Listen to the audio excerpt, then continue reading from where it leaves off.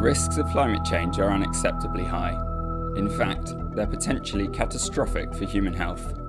Climate change directly impacts human health, resulting in loss of life from extreme weather like droughts, floods, and heat waves.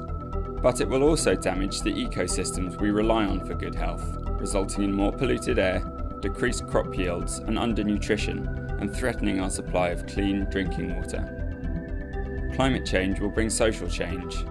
As sea levels rise, mass human migration will lead to overcrowding, pressure on scarce resources, and possibly violent conflict. Heat waves can be fatal for people aged 65 and over. This exposure will increase over the next century. But demographic data shows populations are migrating and aging into areas worst affected by climate change, and the true exposure increase for the over 65s is likely to be even greater.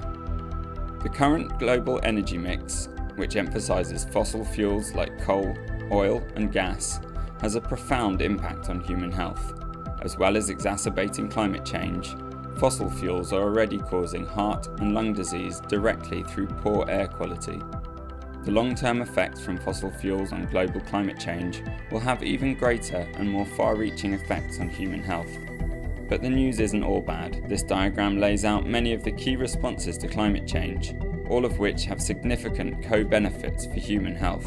Low carbon vehicles and active transport like walking and cycling decrease air pollution and carbon emissions, and also decrease obesity and cardiovascular disease.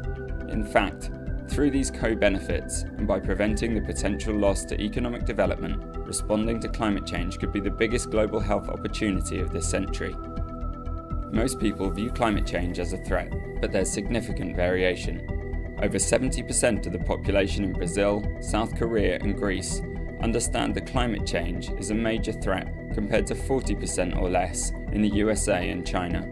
Trends of parts per million CO2 emissions are difficult to appreciate, but increasing asthma rates or exacerbating childhood undernutrition are tangible health problems that people relate to. Whether we respond to climate change, turning the threat it poses into an opportunity to improve public health, is no longer a question of scientific evidence or technological capability. It is now entirely a matter of political commitment. The health profession has a vital role to play in driving this transition, communicating the risks and ensuring climate change policies promote public health. We need to be at the forefront of this issue, helping to create a healthier future.